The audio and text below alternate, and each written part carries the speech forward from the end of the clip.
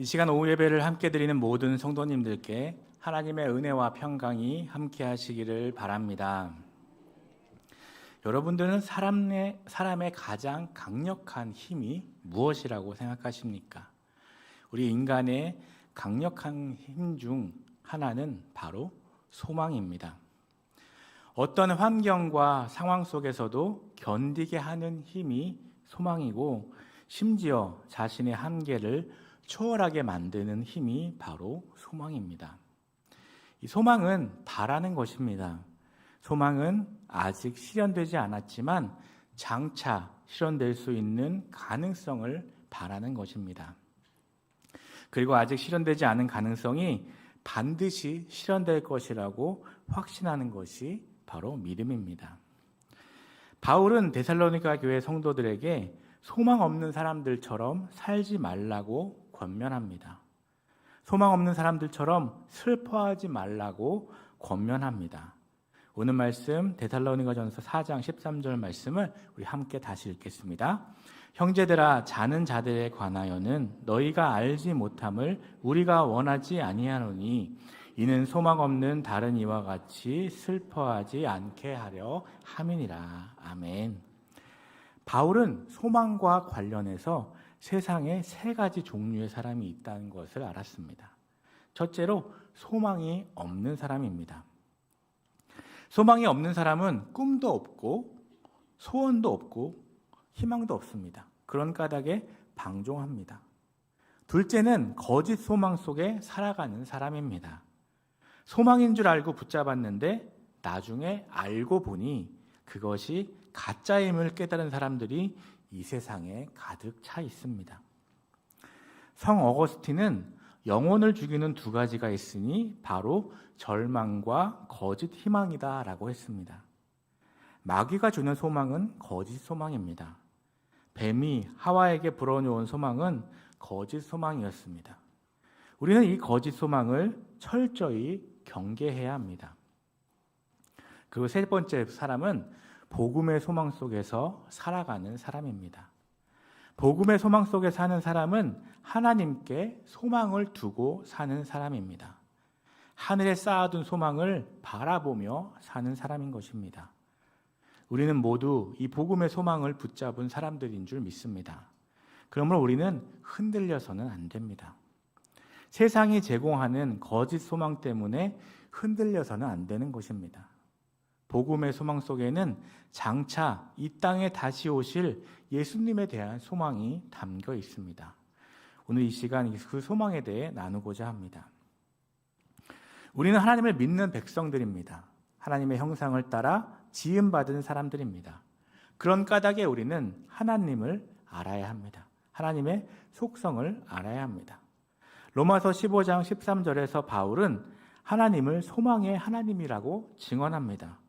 소망의 하나님이 모든 기쁨과 평강을 믿음 안에서 너희에게 충만하게 하사 성령의 능력으로 소망이 넘치게 하시기를 원하노라 라고 말씀합니다. 소망의 하나님이 원하시는 것은 우리 안에 소망이 흘러넘치는 것입니다. 바울은 그것이 오직 성령님의 능력으로 가능하다는 것을 알고 있었습니다. 또한 하나님은 소망의 하나님이실 뿐 아니라 소망을 주시는 하나님이십니다. 그렇다면 하나님은 우리에게 어떤 소망을 주시기 원하실까요?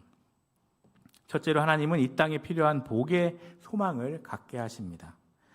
우리를 이 땅에 보내신 분은 하나님이십니다. 우리는 하나님의 자녀입니다.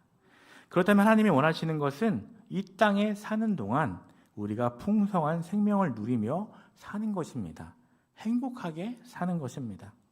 하나님은 결코 이 현실을 무시하시는 분이 아니십니다. 현실에 너무 집착해서는 안 되지만 현실을 또 너무 무시해서도 안 됩니다. 하나님이 아브라함을 부르셨을 때 그를 축복하시면서 그에게 담아주신 소원이 있습니다. 땅을 유업으로 받아 누리는 소원이었습니다. 또 자녀를 낳아 키우는 소원이었습니다. 그 후손이 큰 민족이 되고 그 이름이 창대케 되는 소원이었습니다. 복의 근원이 되는 소원이었습니다. 하나님께서 아브라함에게 약속하신 복이 놀랍게 성취됩니다. 그의 종 엘리에셀은 라반의 집에 갔을 때 하나님이 아브라함에게 베풀어 주신 복에 대해서 이렇게 증거합니다. 창세기 24장 35절에서 36절에 보면 이렇게 기록하고 있습니다. 여호와께서 나의 주인에게 크게 복을 주시어 창성하게 하시되 소와 양과 은금과 종들과 낙타와 나귀를 그에게 주셨고 나의 주인의 아내 사라가 노년에 나의 주인에게 아들을 낳음에 주인이 그의 모든 소유를 그 아들에게 주었나이다. 이렇게 구약에서 하나님을 경외하는 사람에게 주시는 복은 영적인 것과 함께 이 땅에서 필요한 것을 포함하고 있었습니다. 아브라함의 후손이었던 요셉이 애굽에 끌려갔을 때 하나님은 그를 축복하셨습니다. 그가 세상에서 하는 동안 필요한 것들을 마음껏 축복하셨습니다. 부모 중에 어느 누구도 자녀가 이 땅에 사는 동안 남의 도움만 받으며 살기 원하시는 사람은 없습니다. 자녀가 학교에서 공부를 못해서 무시당하기를 원하는 부모는 없습니다. 자녀가 사람들에게 미움받고 버림받기를 원하는 부모는 없습니다. 부모는 한결같이 자녀들이 지혜롭기를 원합니다. 또 건강하기를 원합니다. 하나님과 사람들에게 사랑받기를 원합니다. 어디를 가든지 존경받고 인정받기를 원합니다. 그렇지만 우리가 꼭 기억해야 할 사실이 있는데 그것은 하나님이 이 세상에서 누리시게 하는 복은 사명과 관련이 있어야 한다는 것입니다. 세상에서 누리는 복 자체가 목적이 되거나 성공 자체에 집착하는 것은 잘못된 소망이라는 것입니다. 하나님이 이 땅에 사는 동안 필요한 것들을 축복해 주실 때 그것은 나눔을 위한 것이고 섬김을 위한 것입니다.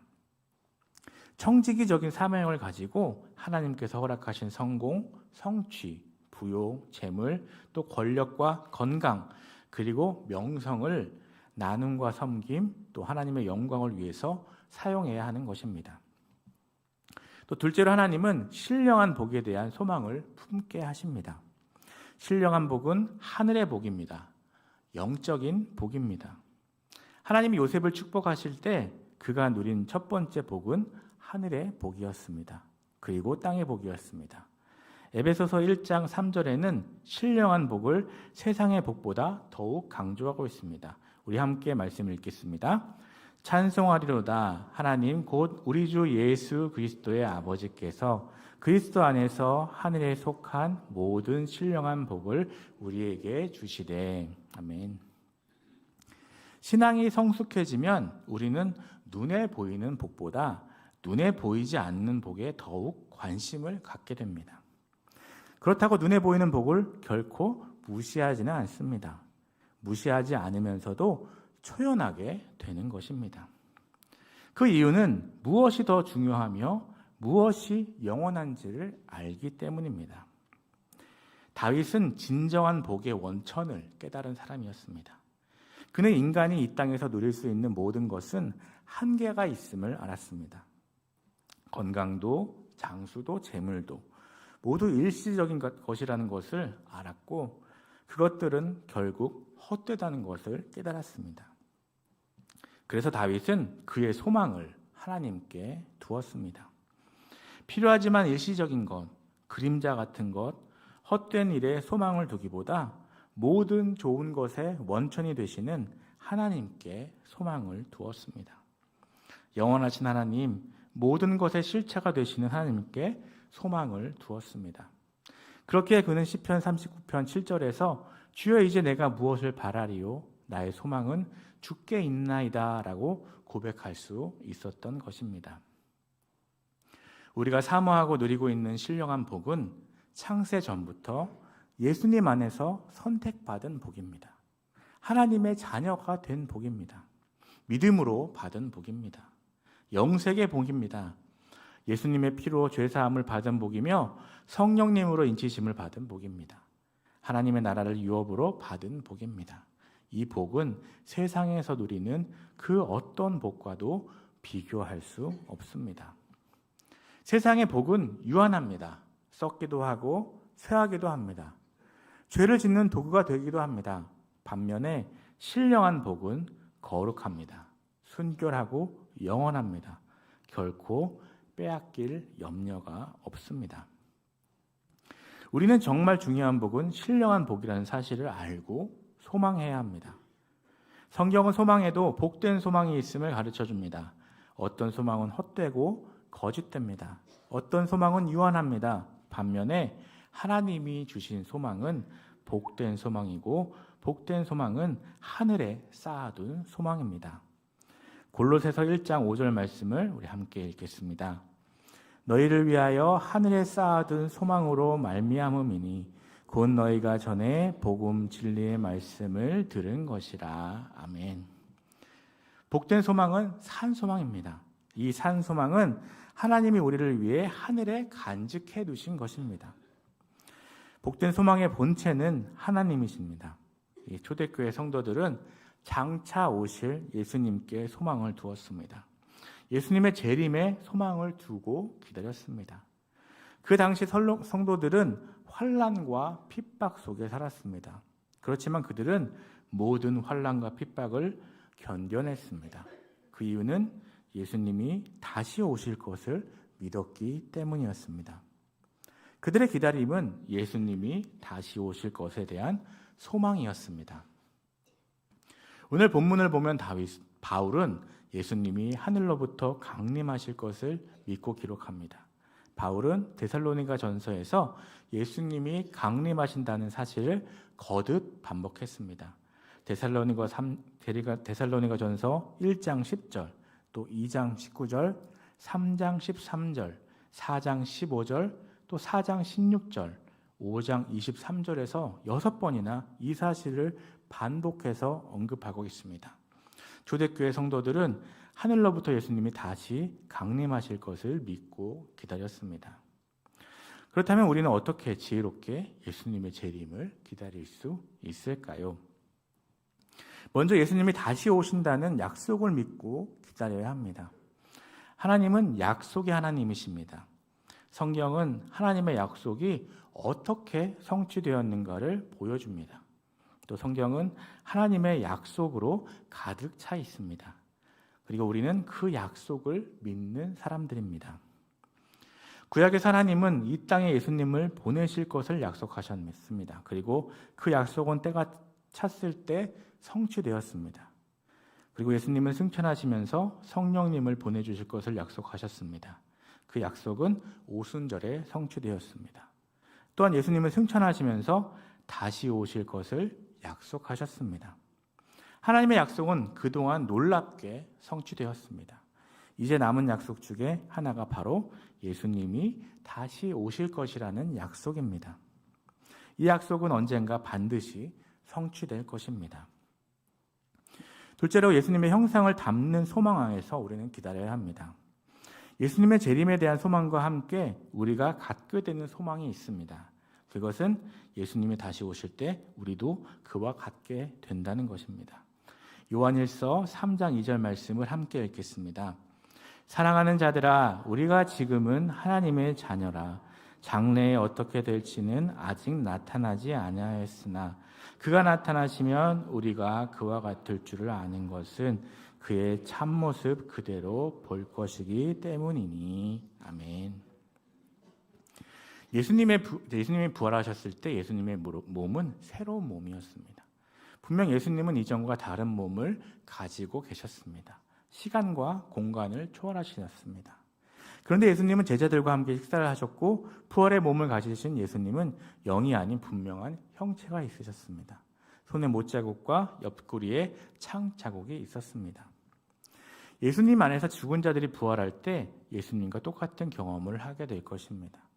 예수님과 같은 부활의 몸을 힘있게 될 것입니다. 우리는 분명 가장 영화로운 부활의 몸을 갖게 될 것입니다. 또한 예수님을 닮은 모습을 하게 될 것입니다.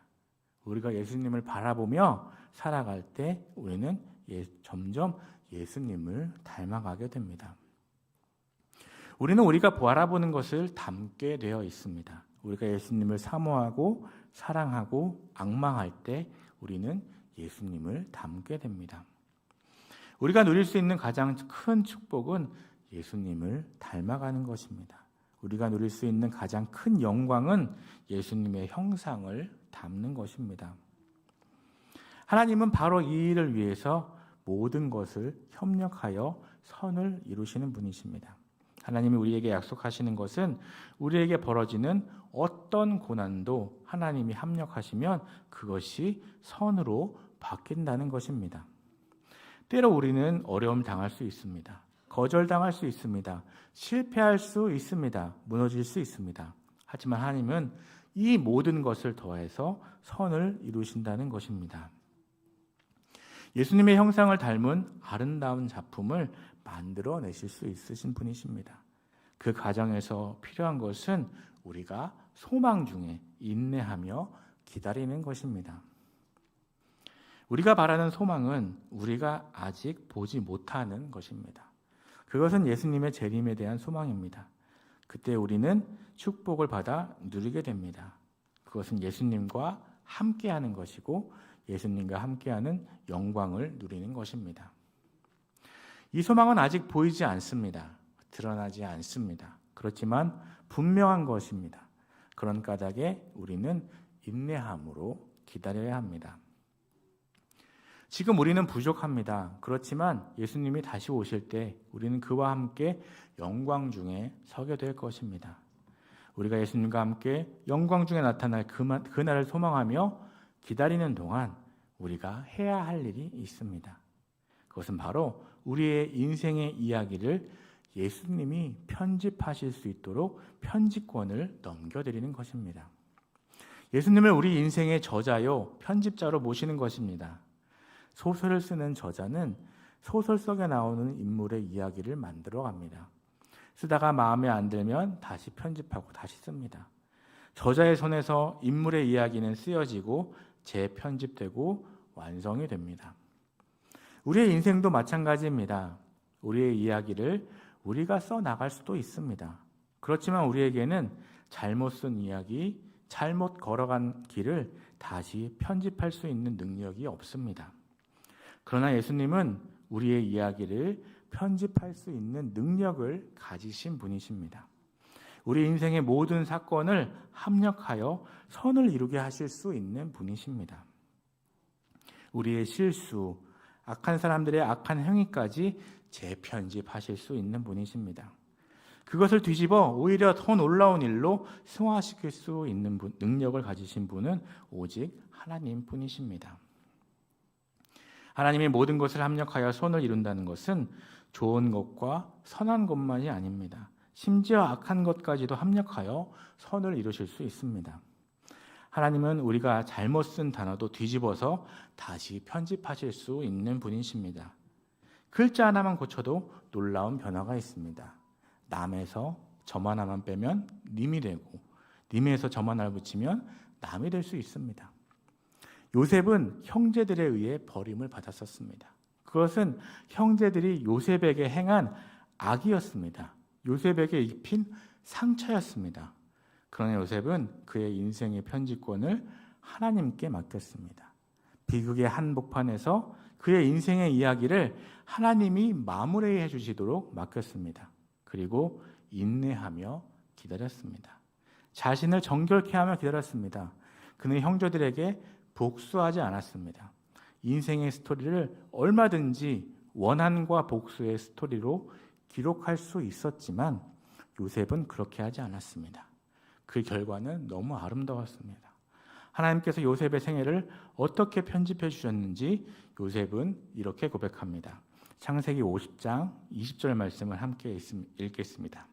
당신들은 나를 해하려 하였으나 하나님은 그것을 선으로 바꾸사 오늘과 같이 많은 백성의 생명을 구원하게 하시려 하셨나니. 아멘. 요셉의 형제들이 요셉에게 쓴 단어는 악이었습니다. 그런데 하나님은 그 악이라는 단어를 선으로 바꾸셨습니다. 재편집하고 재구성하셨습니다. 합력하여 선을 이루게 하셨습니다. 중요한 것은 서두르지 않는 것입니다. 기다리는 것입니다. 소망의 인내로 승리하는 것입니다. 하나님이 우리의 인생을 아름답게 만들어 가시도록 신뢰하며 기다리는 것입니다. 예수님이 십자가에 돌아가실 때 양편에 2명의 강도가 같이 십자가에 못 박혔습니다. 한 강도는 끝까지 자신의 인생 이야기를 스스로 써 내려갔습니다. 예수님을 향해 욕하고 저주했습니다. 반면에 다른 강도는 그의 인생의 마지막 이야기를 예수님이 쓰시도록 편집권을 넘겨드렸습니다. 예수여 당신의 나라에 임하실 때에 나를 기억하소서. 그의 부탁을 받은 예수님이 말씀하십니다. 내게 진실로 내게 이르노니 오늘 내가 나와 함께 낙원에 있으리라. 예수님께 천지권을 넘긴 이 강도는 바로 그 순간 구원을 받았습니다. 하나님의 자녀가 되었습니다. 천국을 유업으로 받게 되었습니다. 결말이 아름다워진 것입니다. 예수님이 십자가에서 돌아가실 때 얼마나 비참했습니까? 예수님을 죽이려던 사람들이 얼마나 악했습니까? 그렇지만 예수님은 자신의 이야기를 직접 쓰지 않으셨습니다. 그들과 싸우지 않으셨습니다. 그들에게 원한을 품지 않으셨습니다. 오히려 그들을 용서하시고 하나님 아버지의 손에 자신의 영혼을 맡기셨습니다. 하나님의 손에 인생의 편집권을 맡기시고 그 결과 부활의 영광이 임했습니다. 십자가와 부활은 결코 매치가 되지 않습니다. 상처와 피와 눈물로 얼룩진 십자가와 부활의 영광은 도저히 비교가 되지 않습니다. 극과 극입니다. 그런데 하나님은 이 모든 것을 합력하여 선을 이루셨습니다. 우리는 예수님을 믿는 순간 예수님과 함께 죽고 다시 살아났습니다. 그렇다면 우리 생애 가운데서도 예수님처럼 우리는 고난을 경험할 수 있습니다. 그 고난 중에 다시 살아나는 경험을 할 수도 있습니다. 우리가 할 일은 예수님처럼 두 손을 펴고 하나님께 우리의 인생을 맡기는 것입니다. 그리고 소망 중에 기다리는 것입니다. 아직 우리의 이야기는 끝나지 않았습니다. 쉽게 결론 내지 마시기 바랍니다. 하나님께서 우리의 이야기를 가장 아름답게 만들어 주실 것입니다. 요셉처럼 또 예수님처럼 그리하실 것입니다. 우리 인생의 마지막 결말은 예수님을 닮는 것이고 예수님처럼 되는 것입니다. 이것을 믿고 하나님께 우리의 생애를 맡겨드리고 소망 중에 승리하시는 저와 여러분 되시기를 간절히 소망합니다. 기도하시겠습니다.